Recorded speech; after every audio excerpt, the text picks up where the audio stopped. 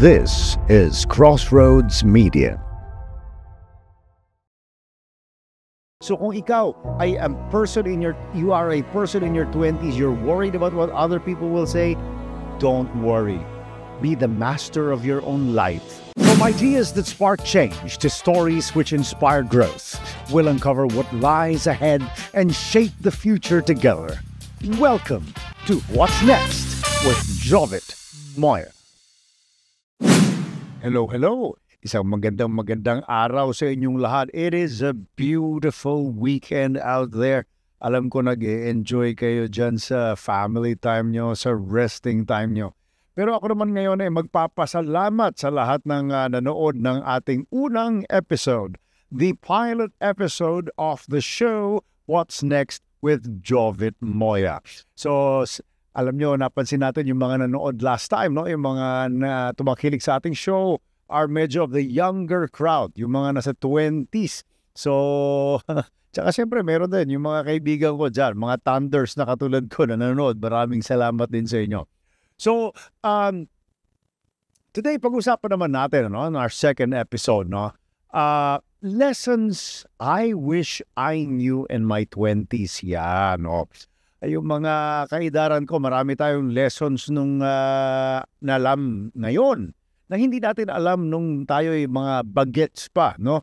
Actually, alam mo, ako ang pinakamalaki kong problema nung araw yung pagiging gastador. Hindi ko talaga natutunan mag-ipon, magtipid, ano pa ba, maging masinop, ano pa ba ibang adjective, until much later in my life. In fact, I was already in my 40s before I even knew what that word meant, no? So, yun ang problema, no? So, kung babalikan natin yung ating mga nakaraan, ano ba yung batang Jovit Moya noon na gusto ko bang bumalik dun sa time na yon? Actually, hindi rin kasi ubod din ako ng yabang noon eh.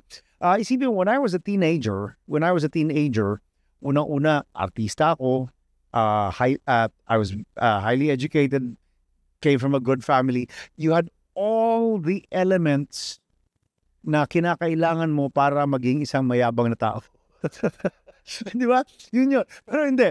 Pero seriously, may pagka-elitista kasi ako nung bata ako eh. It was only after nung 20s ko, nung ako'y naging pulis na, dun ako medyo naging, shall we say, mas makatao. Mas may level of socialism. So, mas may awareness ako sa plight ng ating mga kababayan at paano pagsilbihan ng ating mga kababayan. And many things also, dun din namulat yung mat ko na dapat pala meron tayong ambag sa lipunan. No?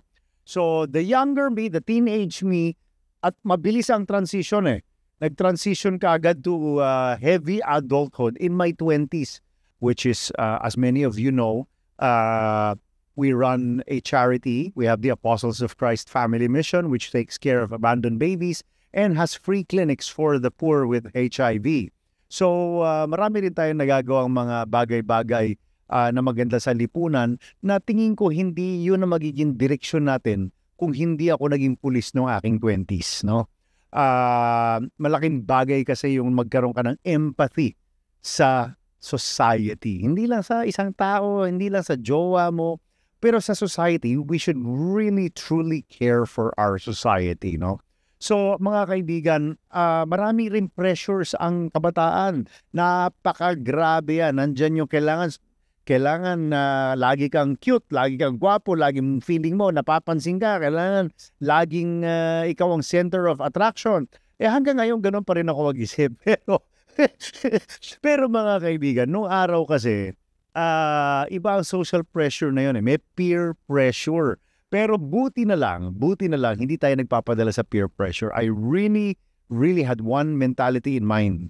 Kung hindi ikaw ang nagbabayad ng kuryente ko, hindi ikaw ang nagpapakain sa akin, hindi ikaw nagbibigay ng gasolina ng kotse ko, wala kang walang saysay, wala kang say sa buhay ko. In short, your opinion of me doesn't matter. Basta malinis ang konsyensya ko, hindi ako nanggagago ng ibang tao, hindi tayo nanloloko ng ibang tao, and we get to serve the community. Yun lang, sapat na. Everything else, ang concentration ko, how to have a good time. Dahil sa buhay, napakaiksi. Kailangan alam din natin itong enjoyin. Mauubos ang enjoyment natin kung lagi nating iniisip kung anong sinasabi ng ibang tao, no? So kung ikaw ay you are a person in your 20s, you're worried about what other people will say, don't worry. Be the master of your own life. Diba? Take your life to whatever height, whatever low, whatever medium, you decide. Ultimately, it will be you and you alone that will set the parameters of what you will and will not do, regardless of the age. Diba? Whether you're 18, you're 28, you're 38, or even if you're 78, it is you and you alone that will set the parameters of what you will and will not do. What will and will not make you happy. So choose to be happy. Choose to be adventurous. Choose to be free, my dear friends. Yan ang kagandahan ng being able to balance yung ating mga obligasyon sa buhay at yung ating obligasyon sa sarili natin. Bakit? Kasi nung bata tayo, ang daming pressure. Oy, mag-aral ka. Oy, kailangan. Tapos andyan pa yung jowa mo, di ba? Feeling mo, yun na yun. May forever. Pero habang nagtatagal, dun marirealize, wala palang forever. Kanya-kanya tayo ng kanya-kanya tayo ng direksyon sa love life. Pero kasama rin yun sa mga pressures nung bata tayo, di ba? Marami pa rin iba dahil nung bata tayo, feeling natin kaya na nating mamuhay, di ba, ng sarili natin. Which is, in many cases naman, totoo. Di ba? Dahil sa ibang bansa, 18 pa lang, pinalalayas na ng bahay eh. Pilipino kasi tayo, mahilig tayo sa kamag-anak incorporated. Kaya sometimes lumalaki yung mga kasamahan natin, mga kaibigan natin, mahihina ang loob dahil kailangan nakaasa sa pamilya. Yan mga kaibigan ang isang rason kung bakit napakahirap ng Pilipinas. Kasi nandun tayo sa asa-asa mentality. Isa lang po ang asahan natin sa buhay, sarili natin. Isa lang po ang paniwalaan natin sa buhay, yung sarili nating konsyensya. Yung gumawa ng mabuti, yung kailangan masaya tayo at wala tayong sinasaktang ibang tao. Yun lang po ang katotohanan ng buhay and you're free to do everything you want in life. Explore your world. Napakaiksi ng buhay para tumira tayo sa loob ng isang hawla, mga kaibigan.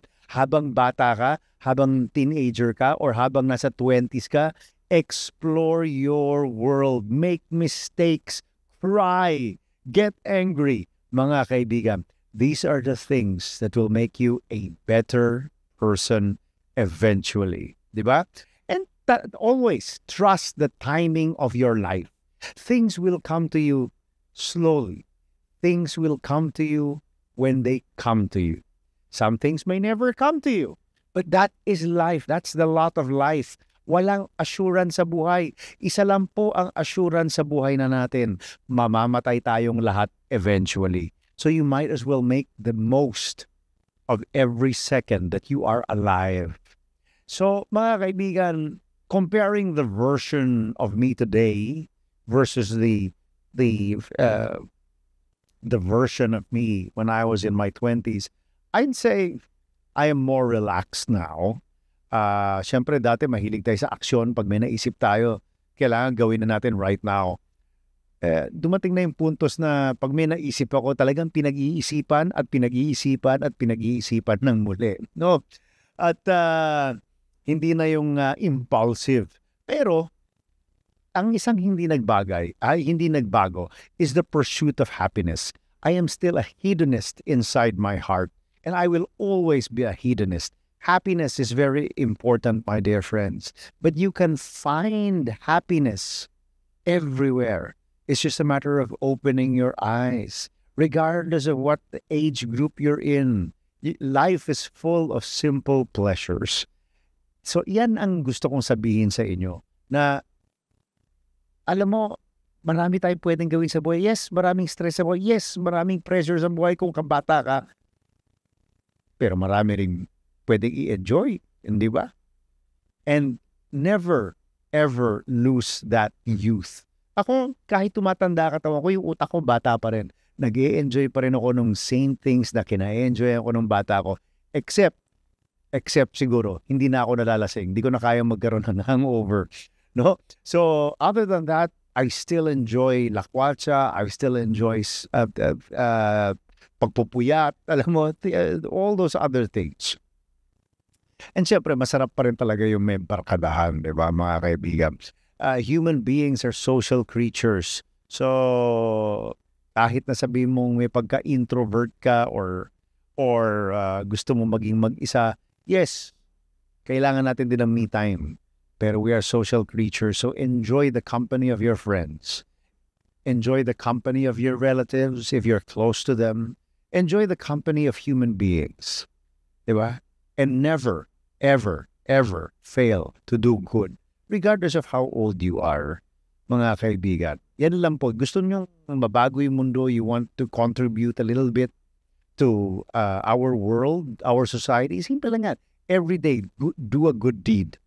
Diba? Umpisahan mo. Kung nakikinig ka at ikaw ay in your 20s, umpisahan mo sa edad mo na yan. Do it.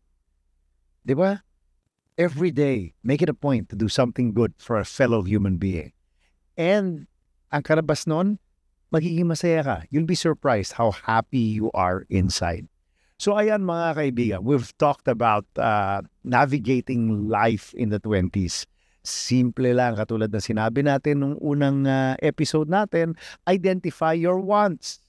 When you identify your wants, you pursue your wants. You cannot pursue something you have not identified. So, katulad na sinabi ko, doon sa first episode natin, lista nyo yung mga list of wants nyo, and then based sa kakayahan ninyo, based sa mga, kumbaga sa toolkit ng buhay nyo, you can eliminate, no? May process of elimination hanggang sa ma-choose mo yung masasabi natin na pinakamalapit sa katotohanan. And then with that, i-pursue mo naman na palaguhin yung toolbox mo para yung next on your list, magawa mo naman. And ganun, balik ka na naman sa toolbox, palawakin mo na naman, pursue mo na naman yung next. Eventually, marirealize mo na cover mo yung nilista mong 5 or 10 items na gusto mong mangyari sa buhay mo. O di ba galing? Wala naman sinabing isa lang ang pwede mangyari sa buhay niyo mga kaibigan eh. Di ba? You are the master of your universe. So create your own universe. Di ba? Create your own life. Create your own path. Bakit tayo susunod? Alam mo, minsan may nagtatanong sa akin, nung bata ka, Jovit, sino idol mo? Sa totoo lang, wala akong idol noon because I didn't want to be a follower. I wanted to be the one that people followed. So I really, instead of having one person na I looked up to, what I did in my 20s was I borrowed a little bit of this, a little bit of that, a little bit of this from all the luminaries or the big giants of the 19th and the 20th century. And sometimes, binahiram pa ako from the 17th century, di ba? Because I love philosophers. So obviously, I love even the Roman and Greek antiquity times. You know, I love getting role models. Pero wala akong singular role model. As I said, get this, get that, get this, get that, and then I molded my own image that I want to be. Ganun po mga kaibigan. So you figure it out yourself. If there are any questions, again, you can always comment. And eventually, darating tayo sa isang episode na sasagutin naman natin yung mga comments na yan. Diba? Mas maganda yung maging interactive din tayo sa isa't isa. So, sa ngayon, tsagain nyo muna na ako nagsasalita.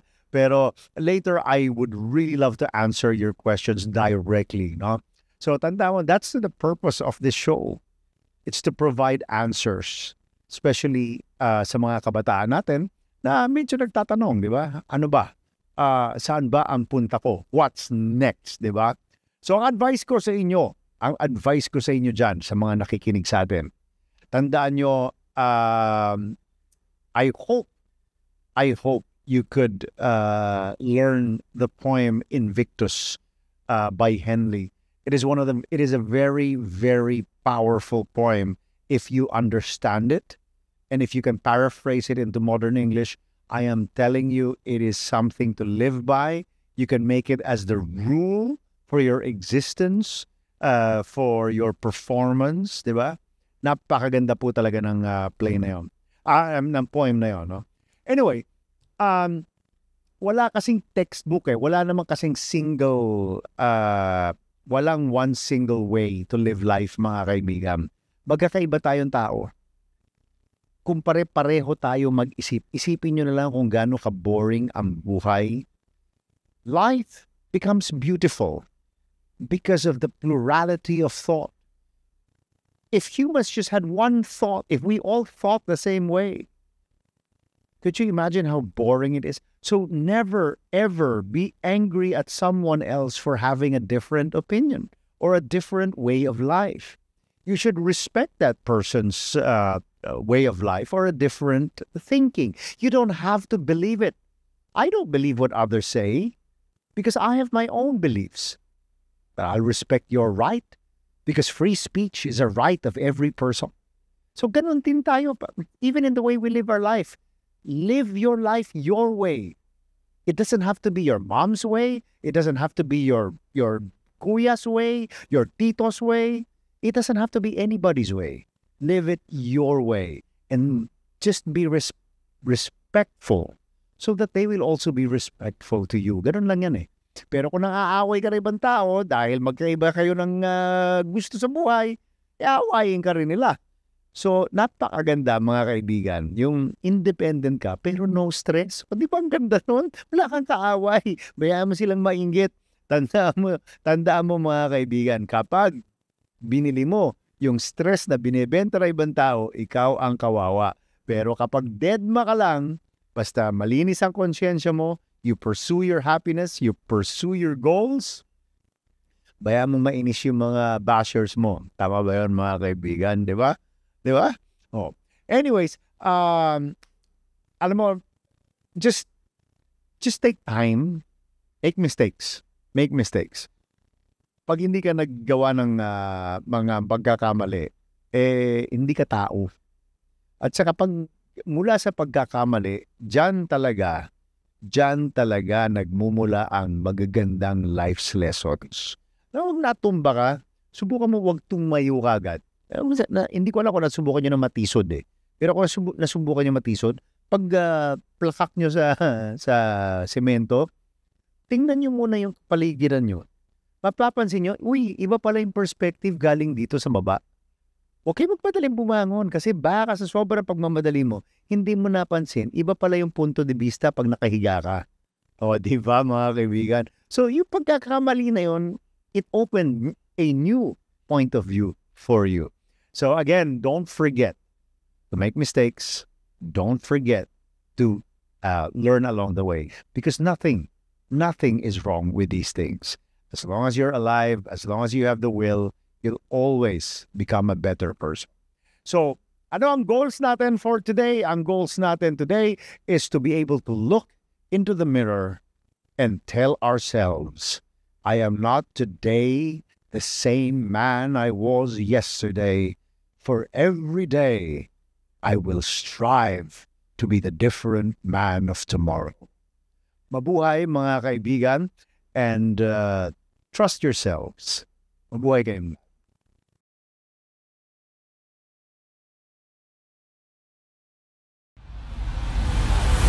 This is Crossroads Media.